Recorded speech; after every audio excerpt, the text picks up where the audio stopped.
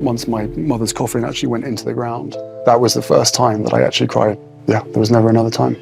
Un événement majeur s'est produit et maintenant, tout le monde en parle. Le roi Charles a été condamné à la prison à vie et sa réaction a été filmée, son apparence et ses déplacements. Impossible de se détacher de la scène. Si certains pensent qu'il savait ce qui allait arriver, d'autres affirment qu'il était stupéfait. Mais une chose est sûre, sur Internet, cet événement a pris le dessus. Tout le monde tente de comprendre le véritable sens de sa réponse. Était-il fou? Était-ce ce à quoi il s'attendait? Ou cette apparence cache-t-elle quelque chose de plus? Contexte de l'affaire. Cette affaire a attiré plus d'attention que toute autre. Une personne influente, autrefois considérée comme intouchable, a été condamnée à la prison à vie. Mais qui est-elle? De plus, quel délit a-t-elle commis pour mériter une peine aussi sévère? Cet individu n'a rien de typique. Autrefois, il était très apprécié. Un nom bien connu de l'élite. Mais des déclarations fracassantes ont complètement bouleversé leur image. Le procès a duré longtemps. Témoignages convaincants, preuves irréfutables et scènes d'audience dramatiques abondent. Le public a suivi l'affaire au fil de son développement, révélant des secrets longtemps enfouis. L'accusation était lourde. Le condamné a été accusé de crimes qui ont ébranlé la société. Pendant des mois, les enquêteurs ont rassemblé des preuves.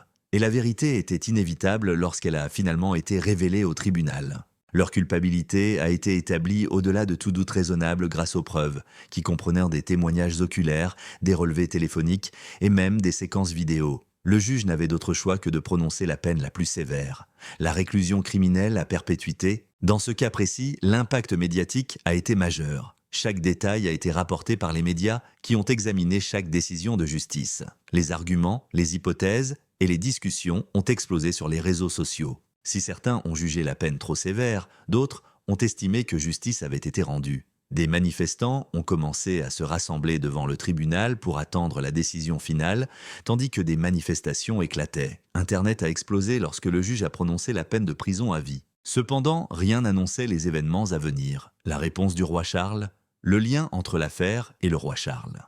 La plupart des gens se demandent pourquoi le roi Charles réagit ainsi. Quel est son rôle dans cette affaire? Pourquoi sa réponse est-elle si importante? Quoi qu'il en soit, la solution réside dans la relation étroite et profonde entre le coupable et la famille royale. La rumeur court que l'individu condamné à la prison à vie entretenait des liens étroits avec la monarchie britannique. Il aurait même rencontré en personne des membres importants de la famille royale et assisté à des cérémonies royales exclusives, selon certaines sources. Tout au long de sa vie, le roi Charles a été attentif à son image publique. Chaque phrase, chaque émotion, chaque réaction, il est conscient que le public l'observe. Naturellement, tous le regardaient lorsque la nouvelle de sa condamnation à perpétuité se répandit. Allait-il l'ignorer? Parlerait-il? Resterait-il sur ses positions ou se protégerait-il? Tout le monde attendait sa réponse. Lorsqu'elle arriva, elle prit tout le monde au dépourvu. La réponse précise du roi Charles. En apprenant sa condamnation à perpétuité, le roi Charles était absorbé par une cérémonie royale importante. Tous les regards illuminants étaient braqués sur lui. Les caméras tournaient et les journalistes étaient de présent. Son attitude changea rapidement lorsqu'il fut informé. Pendant un instant, il s'écarta de son attitude habituellement calme et posée. Il semblait anxieux, presque pris au dépourvu. En quelques minutes, la vidéo de sa réaction commença à circuler dans le monde entier. À plusieurs reprises, il a évité le contact visuel avec les journalistes, baissant plutôt les yeux. Il a changé de posture, laissant les autres percevoir un bref moment de malaise. Son langage corporel a été analysé par des experts qui ont constaté qu'il était extrêmement effrayé et qu'il cherchait simplement à maintenir sa neutralité. Son regard à lui seul n'a cependant pas suscité de conversation. Immédiatement après l'annonce, le palais de Buckingham a publié un communiqué officiel. Ce communiqué, concis et bien rédigé, laissait place à l'interprétation. L'objectif était de tenir la famille royale à l'écart du scandale plutôt que de dénoncer ou de protéger le coupable. Cependant, à huis clos, il se passait bien plus de choses, selon plusieurs sources proches de la famille royale. Le roi Charles aurait discuté en secret avec ses conseillers de la manière de résoudre le problème.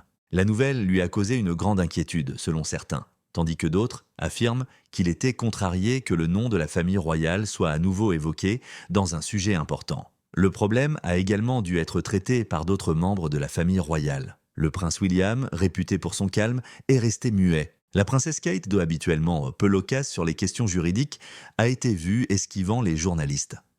Le prince Harry était le suivant, mais il n'a pas fait d'annonce officielle. Certains pensent bien que ses propos sur les scandales royaux passés pourraient révéler ses sentiments sur le sujet. Réaction du public et médias sociaux. Internet s'est déchaîné dès que la réponse du roi Charles a été rendue publique. Son visage, son langage corporel et la déclaration du palais de Buckingham ont fait l'objet de plusieurs publications sur Twitter, Facebook et Instagram. Ils n'ont pas hésité à exprimer leurs opinions.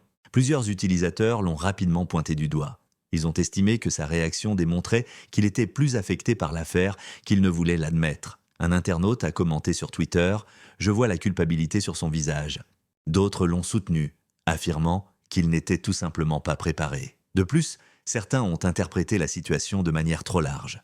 Il n'est pas une célébrité de télé-réalité, il était le roi. Un utilisateur a dit « Laissez-le tranquille ». Sur Internet, les mèmes ont également pris le dessus. Certains d'entre eux montraient des extraits du roi Charles stupéfait sur fond de musique dramatique. Sa réaction a été comparée par certains à des scènes de films célèbres. Des milliers de tweets ont été envoyés chaque seconde, tandis que le hashtag King Charles commençait à se répandre dans le monde entier. Des personnalités politiques et même des célébrités se sont jointes à la discussion. Affirmant qu'il était injuste de tenir le roi Charles responsable d'une chose indépendante de sa volonté, plusieurs l'ont soutenu, mais certains ont profité de l'occasion pour émettre des doutes sur les liens antérieurs de la famille royale. La réponse du roi Charles a des conséquences bien plus importantes que la simple diffusion d'une nouvelle vidéo virale. Les réactions des monarques face à des affaires très médiatisées ont le pouvoir de façonner l'opinion publique. Actuellement, certains se demandent si cette affaire modifiera la perception de la famille royale. Quel impact cette controverse pourrait-elle avoir sur la position du roi Charles? Engendrera-t-elle de nouveaux débats sur la place de la monarchie dans la culture contemporaine? L'affaire elle-même est juridiquement close, mais les discussions à son sujet sont toujours en cours.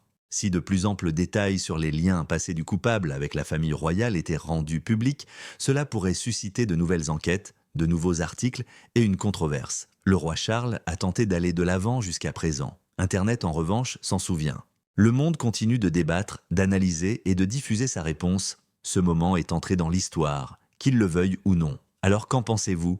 Le roi Charles a-t-il vraiment été surpris par la peine de mort? Ou sa réponse est-elle plus révélatrice qu'il n'y paraît à première vue? Partagez-la dans les commentaires ci-dessous.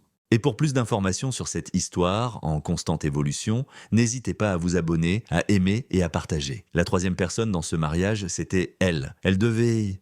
Après un exposé approfondi de Keleith McEnany sur les secrets, scandales et anecdotes du roi Charles, examinons la vie fascinante et controversée de ce membre important de la famille royale britannique. Le parcours de son actuelle reine consort, Camilla Parker Bowles, est également éclairé par ce récit éclairant. Nous examinons chaque aspect de la relation complexe de Camilla et du prince Charles, de leurs débuts en amour aux années de controverses et de surveillance publique, jusqu'à son admission définitive au sein de la famille royale. Découvrez une histoire d'amour secrète qui a précédé la princesse Diana et comment un simple appel téléphonique a failli renverser la monarchie britannique. En explorant comment Camilla est passée du statut de femme la plus méprisée de Grande-Bretagne à celui de reine consort, préparez-vous à découvrir les réalités cachées derrière les gros titres. Dans ce récit, qui s'étend sur plusieurs décennies, Keleith McEnany révèle certains des événements les plus saisissants de l'histoire royale. Nous commençons avec le roi Charles et Camilla Parker Bowles, la reine consort régnante, et les suivons dans leur adaptation à leur nouvelle fonction sous le regard constant du public. Leur relation a été marquée par plusieurs scandales et controverses, notamment lorsque Charles était marié à la princesse Diana. Les révélations ont cependant continué au-delà. Découvrez la vérité révélée par la reine Camilla sur le roi Charles et plongez dans l'histoire d'amour royal qui unit Charles, Camilla et Diana. Ce roman a des allures de conte de fées, avec des rebondissements imprévisibles. Charles a rencontré Camilla par un jour venteux de 1970 alors qu'il jouait au polo à Windsor Great Park. Afin d'établir un lien, elle a souligné que l'arrière-arrière-grand-père de Charles avait été la maîtresse de son arrière-grand-mère. Une rencontre étonnante. Les historiens pensent que c'est Lucia Santa Cruz, une connaissance commune, qui les a présentés, mais quoi qu'il en soit, ils sont tombés amoureux. Ils ont noué une amitié sincère, empreinte de joie et d'unité. Cependant, l'engagement de Charles dans la Royal Navy mit fin à leur liaison. Durant leur séparation, Camilla fit un choix crucial.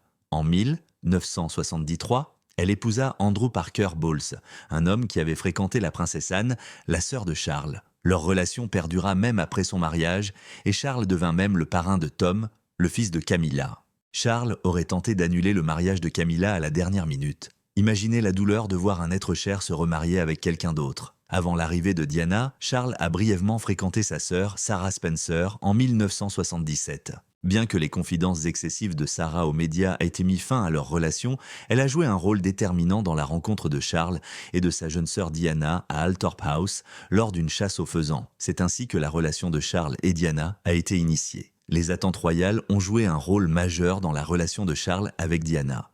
À la fin des années 1970, alors qu'Harry était pressé de trouver une épouse convenable, Diana semblait être la candidate idéale car elle était jeune et idéale pour le titre de princesse. L'affection de Charles pour Camilla semble perdurer malgré tout. Contrairement aux difficultés futures de Charles, leurs premières années furent remplies de bonheur. Les conséquences de la première liaison de Charles avec Camilla furent de profondes et se poursuivirent à travers les âges. L'histoire complète de Charles fut révélée plus tard par Camilla. Mais avant de révéler cela, examinons de plus près le parcours de Charles et Diana, de leur amour de jeunesse à leur alliance royale. Ils eurent beaucoup d'expériences drôles et embarrassantes durant leur jeunesse. Diana, une étudiante de 16 ans, rencontra Charles, une figure royale bien connue, à Althorp en novembre 1977. Sa sœur Sarah ayant fréquenté Charles par le passé, l'excitation fut grande lors du dîner où le prince se présenta. Diana captura l'attention de Charles par son attitude dynamique, laissant un impact durable. Ils eurent même leur première rencontre officielle lorsqu'il l'invita à danser après le dîner. Diana put assister à la fête du 30e anniversaire de Charles en 1978, entourée du faste du palais de Buckingham. Adolescente, Diana dut se frayer un chemin dans ce monde de riches et d'aristocrates. 2 ans plus tard, en 1980, ils eurent leur deuxième rencontre significative lors d'une fête chez un ami. La mort prématurée de Lord Mountbatten à cette époque eut un profond impact sur Charles.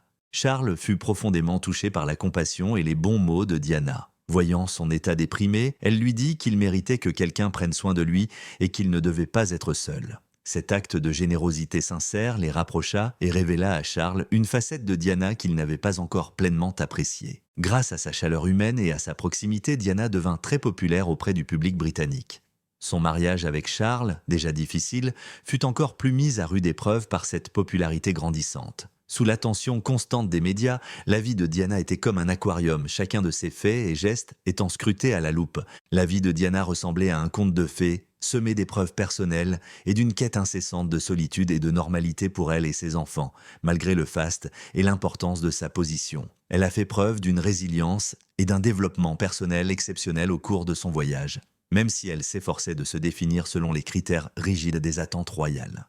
Le domaine de Balmoral, propriété de la famille royale, invita Diana plus tard cette année-là. Cette visite revêtait une grande importance, comparable à une audition pour obtenir la permission royale. Diana était parfaitement à l'aise, enchantant tout le monde par son attitude décontractée et apprenant même à Charles à pêcher. Leur romance naissante fut rapidement remarquée par la presse et Diana devint célèbre. Une photo d'elle à son travail à la maternelle attira leur attention, d'autant plus que le soleil, derrière sa jupe, dévoilait involontairement plus de détails qu'elle ne l'avait souhaité. Le fait que Charles ait dit que Diana avait des jambes magnifiques suggérait que leur relation devenait moins formelle et plus intime. En janvier 1981, alors que l'engouement médiatique était à son comble, le prince Philippe conclut que Charles devait faire un choix. Pour sauver la réputation de Diana, il écrivit à Charles, le suppliant de lui demander sa main ou de la renvoyer. Charles, considérant cela comme une directive royale, la demanda en mariage et le mariage du siècle eut lieu. Diana accepta la demande en mariage de Charles le 6 février 1981. Ces fiançailles royales furent un événement important, assorti de nombreuses exigences. Après la demande, le couple apparut à la télévision pour une interview quelques semaines plus tard. Avant qu'une question apparemment simple ne vienne ternir leur bonne nouvelle, celle-ci était touchante. Diana déclara immédiatement qu'ils étaient amoureux lorsqu'on l'interrogea, mais d'autres furent surpris par les explications vagues de Charles sur ce que signifiait être amoureux. Cela aurait pu être perçu comme une réserve royale classique à l'époque. Le mariage royal tant attendu, qui a attiré environ 750 millions de spectateurs dans le monde entier, a eu lieu en la cathédrale Saint-Paul de Londres le 29 juillet 1981. Malgré sa nervosité évidente, qui l'a amené à appeler Charles par un prénom incorrect lors de leurs vœux, Diana était élégante dans une robe de soie ivoire avec une traîne de 7-5 mètres, la plus longue jamais portée par une mariée de la famille royale britannique. Malgré des signes de difficulté et de stress sous-jacents dès le début, le mariage fut incontestablement magnifique.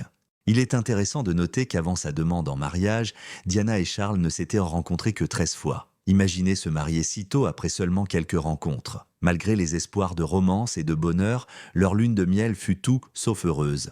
Le couple préféra lire des romans de Lawrence Vanderpost, l'auteur préféré de Charles, plutôt que de savourer leur nouveau mariage. Dans des interviews enregistrées pour un livre, Diana confia par la suite qu'au deuxième jour de leur lune de miel, ses attentes s'étaient déjà estompées. C'était l'énorme effort d'adaptation à sa nouvelle position royale qui la laissait épuisée émotionnellement et non la joie. Rétrospectivement, les fiançailles et le mariage furent des moments magnifiques mais doux amers, jalonnés de réjouissances et de difficultés cachées, des millions de personnes n'y voyant que le faste extérieur et ignorant les difficultés plus profondes. Malgré leur passé, Camilla assista au mariage royal, peut-être parce que son mari, Andrew Parker Bowles, commandait le régiment de cavalerie monté de la maison. Charles et Camilla semblaient avoir rompu à ce moment-là car ils étaient tous deux mariés à d'autres personnes. Selon certaines informations, les tensions auraient augmenté au sein de la famille royale, provoquant une tournure inattendue des événements. Le roi Charles aurait sévèrement réprimandé la reine Camilla, ce qui aurait provoqué une réaction inattendue. Le couple royal pourrait s'être brouillé suite à une récente dispute sur un sujet délicat de la monarchie, selon des sources proches du palais. Camilla, réputée pour son courage, aurait été visiblement choquée par les propos de Charles et aurait fait une rare déclaration publique qui a laissé tout le monde sur son passage. Bien que les désaccords au sein de la famille royale soient généralement résolus en secret, ce récent incident soulève de nouvelles questions quant à l'animosité croissante entre Charles et Camilla. Si l'image publique du couple royal a toujours mis l'accent sur la solidarité, cet incident remet en question la stabilité et la cohésion de la famille royale. L'existence de la reine Camilla au sein de la famille royale a été marquée par le changement, l'engagement et la fascination du public qui ont fait d'elle, autrefois figure controversée, une figure royale respectée. En tant que reine consort du roi Charles III, elle jouit d'un statut particulier au sein de la monarchie britannique qui implique un pouvoir et des responsabilités considérables, ainsi que des exigences d'évolution constante. Surtout depuis qu'elle est devenue reine consort à la place de duchesse de Cornouailles, la position de Camilla au sein de la famille royale a évolué au fil du temps. Au début, elle était souvent perçue avec suspicion par le public, mais elle est progressivement devenue une personne dévouée et digne de confiance aux côtés de Charles. Camilla a accepté son poste avec un esprit philanthropique, apportant son soutien à de nombreuses associations caritatives et contribuant significativement au bien-être des communautés à travers le Royaume-Uni. De la promotion de la santé, de l'alphabétisation et de la lutte contre les violences conjugales au soutien des arts, son travail met en avant l'empathie et le lien. Nombreux sont ceux qui voient désormais Camilla comme une princesse compréhensive et pragmatique qui utilise souvent sa position pour sensibiliser le public à des sujets qui autrement resteraient sous silence. Ses projets les plus connus portent sur la lecture et l'éducation, deux sujets qui la passionnent. Camilla a lancé The Reading Room, un site web qui promeut les livres et rassemble les lecteurs. Des lecteurs du monde entier ont participé à des événements en direct avec des auteurs, suivi les suggestions de livres de Camilla et participé à des discussions, le projet étant devenu un véritable succès. Son dévouement à cette cause témoigne de sa volonté de laisser un héritage durable favorisant l'enrichissement scolaire et l'apprentissage tout au long de la vie. Camilla a également joué un rôle essentiel dans la défense des droits des personnes atteintes d'ostéoporose. Sa mère et sa grand-mère étant atteintes d'ostéoporose, elle a collaboré avec des associations de sensibilisation à cette maladie. Son expérience personnelle lui a permis de sensibiliser le public à cette maladie et d'inciter d'autres personnes à se faire soigner et aider. Elle ne se contente pas de défendre le bien-être physique. Elle soutient également activement des programmes de santé mentale, notamment pour les jeunes et les victimes de violences conjugales. En collaboration avec d'autres organisations, Camilla s'efforce d'éliminer la stigmatisation liée aux troubles de santé mentale et d'offrir un environnement sécuritaire aux personnes qui ont besoin d'aide. Elle est reconnue pour sa contribution à l'évolution de l'opinion publique sur ces questions importantes et ses réalisations dans ce domaine ont été largement saluées. Une part importante du travail de Camilla en tant que reine consort consiste à interagir avec la population. Les interactions de Camilla transmettent constamment une chaleur et une authenticité qui créent un lien avec tous ceux qu'elle rencontre, contrairement à d'autres membres de la famille royale qui peuvent ne paraître froids ou distants. Elle apporte souvent du réconfort et s'intéresse sincèrement à la vie des gens en écoutant leurs expériences lors des rassemblements. Cette stratégie lui a permis de se forger une réputation de reine du peuple, sensible aux plaisirs et aux difficultés du peuple. Que Camilla soit dans un centre communautaire, à l'école ou à l'hôpital, elle s'efforce toujours d'établir un lien personnel, ce qui lui a permis de gagner la faveur du public et de changer l'image de la société au fil du temps. Malgré son influence et ses contributions précieuses, Camilla est souvent l'objet de rumeurs et de spéculations, notamment sur sa relation avec le roi Charles et sa position au sein de la famille. Depuis le début de leur relation, elle est au centre de l'attention médiatique, souvent dépeinte de manière négative, ce qui nuit à sa réputation. Elle continue de faire l'objet de rumeurs concernant ses liens avec d'autres membres de la famille royale et son influence sur le monarque. Ces anecdotes témoignent de ses difficultés à préserver sa réputation auprès du public, même si elles sont généralement exagérées ou mensongères. Selon un mythe tenace, Camilla exercerait une influence considérable sur le roi Charles. Des rumeurs circulent selon lesquelles elle serait l'une de ses plus importantes conseillères, notamment en matière de modernisation de la monarchie. En tant que plus proche confidente, elle lui prodigue probablement conseils et assistance pour l'aider dans ses choix, même si l'ampleur de son influence est méconnue du public. Leur relation ayant été fondée sur le respect mutuel au fil des ans et des difficultés, il semble logique que Charles apprécie son point de vue. Cependant, les tabloïds, avides de scandales, ont tendance à exagérer l'idée que Camilla puisse avoir une influence sur les choix politiques ou le destin de la monarchie. Des inquiétudes et des conjectures circulent également quant à l'influence de Camilla ainsi qu'à ses interactions avec les autres membres de la famille royale. Bien qu'elle et d'autres membres de la famille royale aient apparemment eu des conflits, notamment au début de son mariage avec Charles, des sources affirment que ces relations ont évolué avec le temps. Il a déjà été rapporté que Camilla aurait tenté de nouer une relation avec les princes William et Harry, deux membres de la jeune famille royale. Malgré des relations familiales complexes et souvent tendues en raison de la pression médiatique et des attentes du public, Camilla semble appréciée et respectée par sa famille élargie. À l'avenir, son rôle de reine consort devrait lui apporter à la fois des opportunités et des difficultés. Alors que la monarchie s'adapte aux besoins d'un monde en rapide mutation, Camilla jouera un rôle essentiel pour déterminer son orientation et sa pertinence.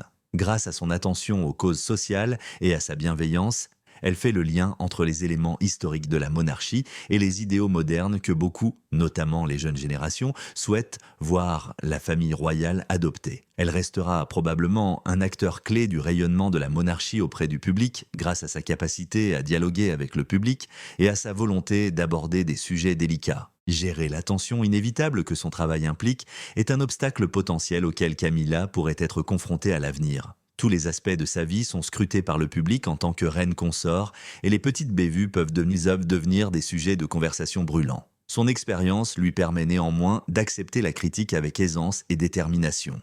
Dans la vie publique, Camilla privilégie l'honnêteté à la perfection. Elle sait qu'être vulnérable et admettre ses défauts peut parfois être nécessaire pour nouer des liens avec les autres. La modernisation des coutumes royales est un autre domaine dans lequel Camilla pourrait laisser une empreinte durable. Bien que le roi Charles soit réputé pour son intérêt pour les arts et l'environnement, l'importance accordée par Camilla aux préoccupations sociales et son attitude plus progressiste à l'égard de sa fonction pourrait inciter la monarchie à évoluer pour refléter les idéaux modernes. Promouvoir une plus grande diversité au sein de l'organisation et renforcer l'engagement de la monarchie dans des domaines tels que la violence domestique et la santé mentale en sont deux exemples. Camilla peut contribuer à garantir que la monarchie conserve sa pertinence et son importance dans les années à venir en l'associant à des causes qui touchent le public contemporain.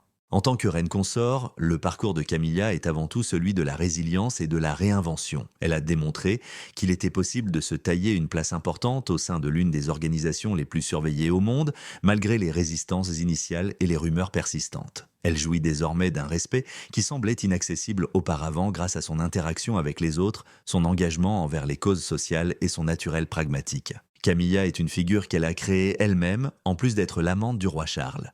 Par son engagement et sa générosité, une reine consort a redéfini son rôle.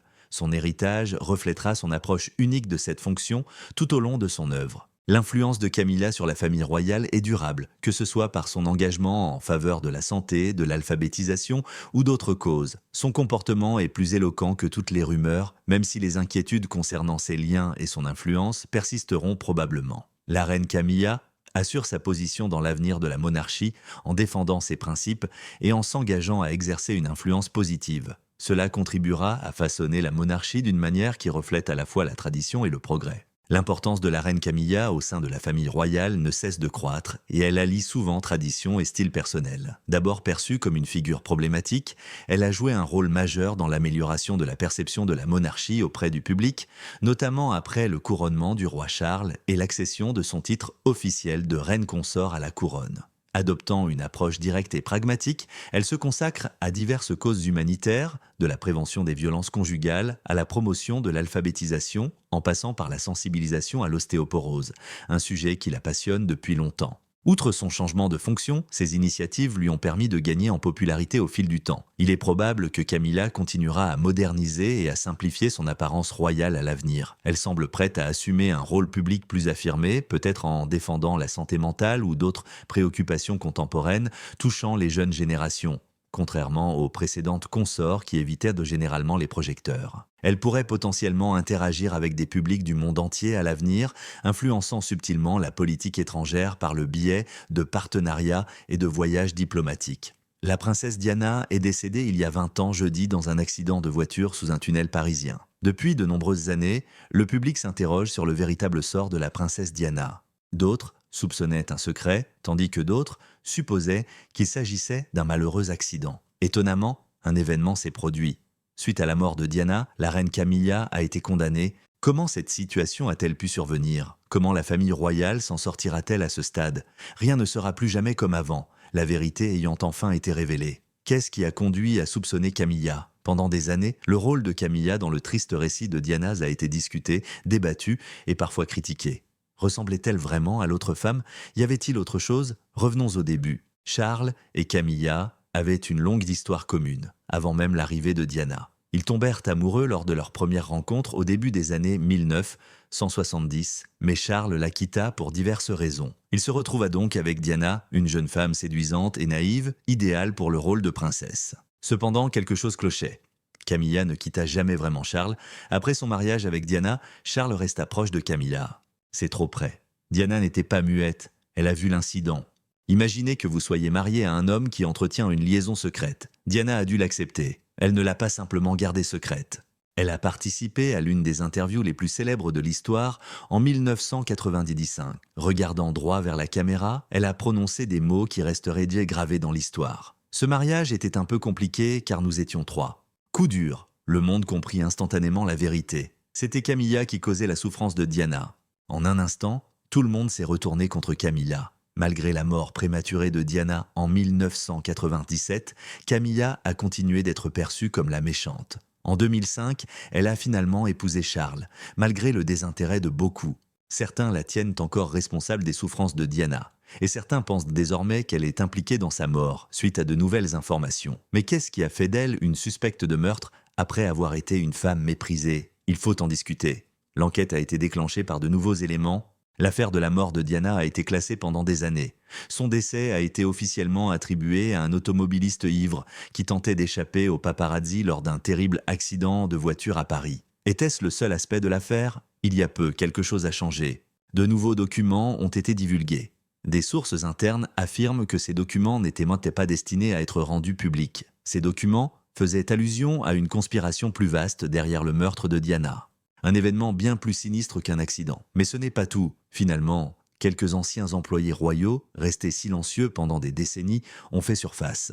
Avant le décès de Diana, un témoin, dont l'identité n'a pas été dévoilée pour des raisons de sécurité, a déclaré craindre pour sa vie. Elle aurait confié à ses amis les plus proches qu'elle pensait que quelqu'un essayait de la couper. Et vous savez quoi? Elle aurait même prédit dans une lettre qu'elle mourrait dans un accident de voiture. Vous ne trouvez pas ça hilarant? Camilla, cependant, entre en scène. D'après des témoignages et ses documents publiés, Diana était perçue comme problématique par certains membres du cercle royal. Elle était trop forte, trop appréciée. Surtout, elle n'hésitait pas à révéler ses véritables sentiments. Cela faisait d'elle une menace, en particulier pour tous ceux qui souhaitaient que Charles et Camilla se marient sans problème. Maintenant, réfléchissez-y. Que ressentiriez-vous, Camilla, si vous saviez qu'une dame admirée dans le monde entier vous empêchait de devenir reine? Selon certains, Camilla n'a pas simplement attendu que Diana soit emportée par le destin. Son aide a rendu cela possible. Mais est-ce exact?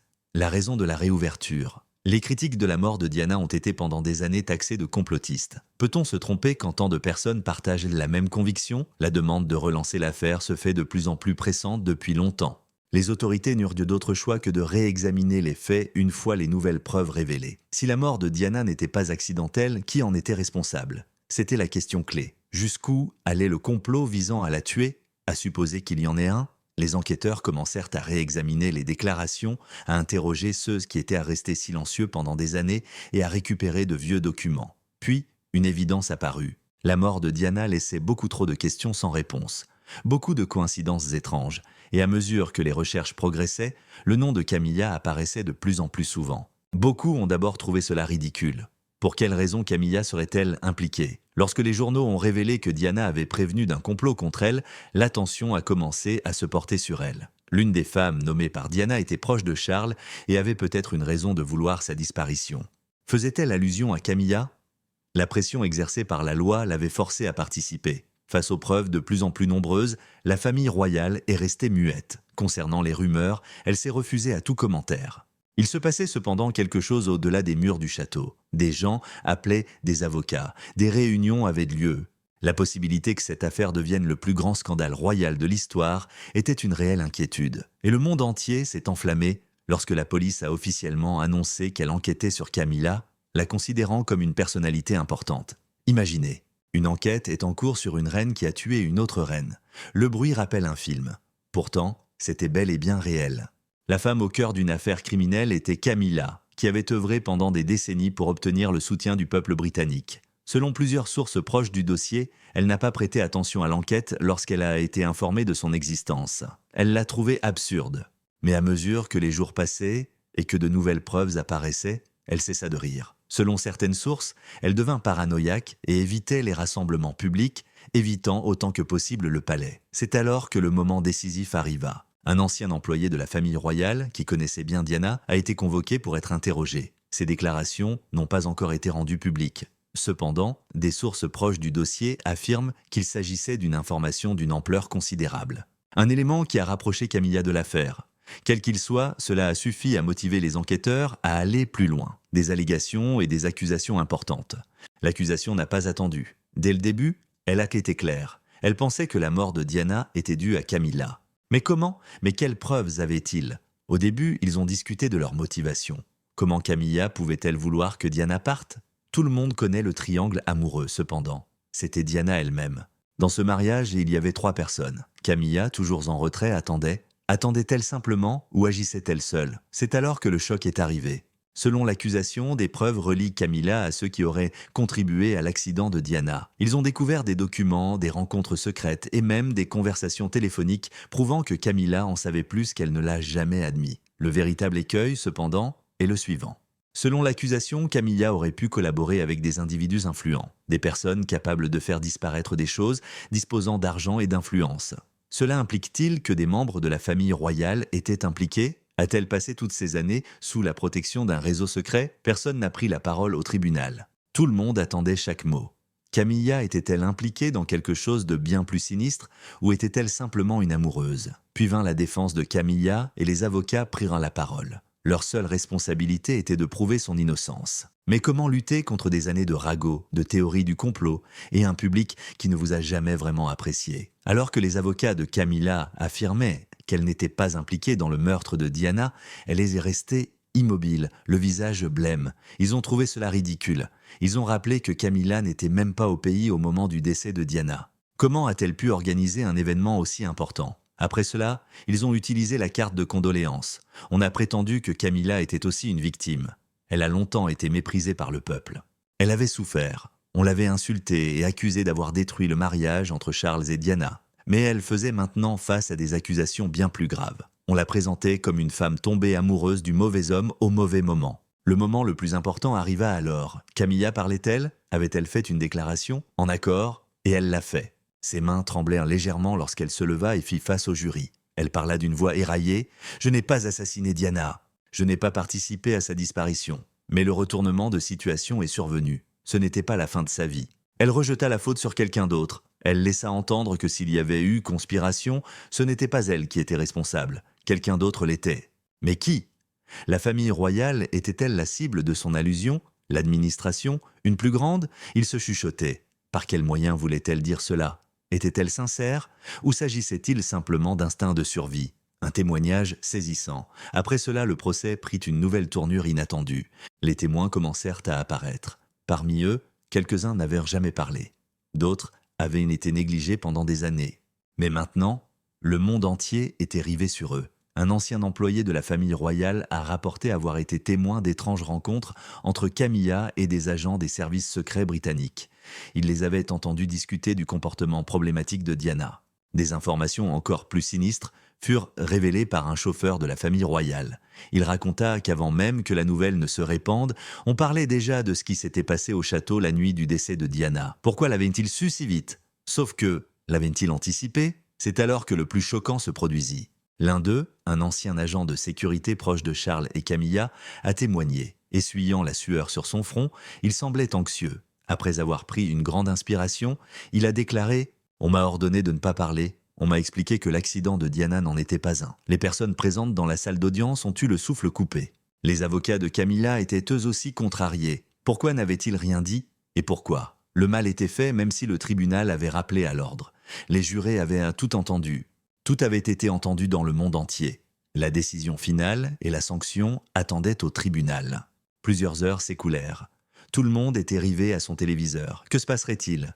Camilla serait-elle libérée ou était-ce le jour où justice serait faite? Après cela, le jury revint. Il retint son souffle. Le juge demanda au président de lire le verdict. Il se sentait coupable. La pièce résonna à ce mot. Camilla cligna des yeux, semblant ignorer le son. « Te sens-tu coupable » ? Ce chiffre est incorrect. Le juge s'est levé pour discuter. Il a évoqué la gravité du délit et la nécessité de rendre justice. Puis enfin, il a prononcé la sentence. La vie en prison, l'espace s'est effondré. Certains ont applaudi, d'autres exhalèrent. Les journalistes se dépêchèrent de rapporter la nouvelle.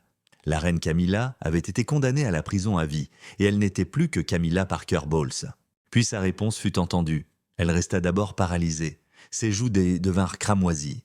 Elle serra les poings. Puis soudain, elle se releva et hurla « C'est un piège, je n'ai rien fait ». Elle se retourna et vit Charles, assis tout près d'elle, le visage inexpressif et pâle. Remarque quelque chose, communiquer avec eux. Charles, cependant, ne bougea pas. Comme s'il n'était pas là, il regarda droit devant lui. Camilla fit une nouvelle tentative. Elle implora, elle cria, mais personne n'y prêta attention. À leur approche, les gardes la saisirent par les bras. C'était une battante. Mais cela ne servit à rien.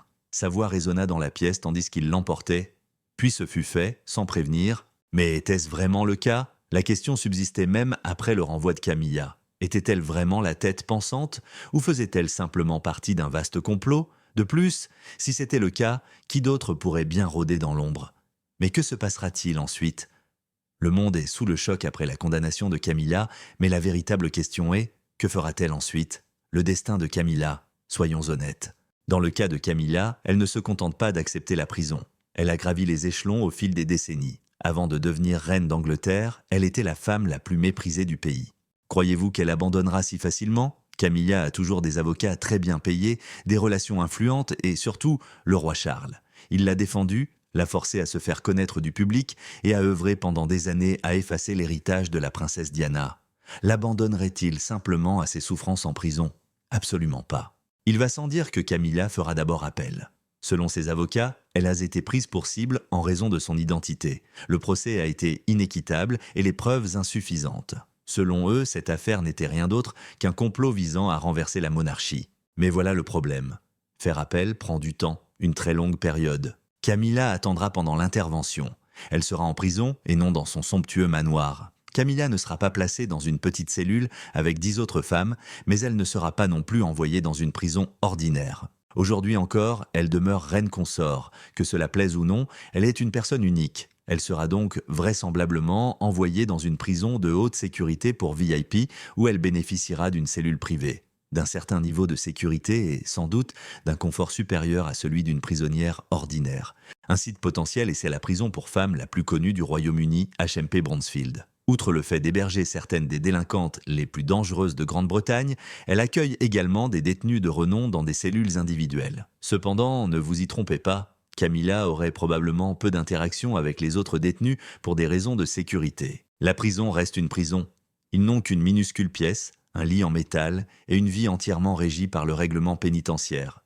Pas de suite royale, pas de repas élégants, pas de robes à la mode. Pensez-vous que Camilla se réveillerait au son des gardiens mangeant des repas basiques sur un plateau en plastique sans aucun luxe? Allait-elle seulement survivre à cette épreuve? Et puis, il y a l'autre question.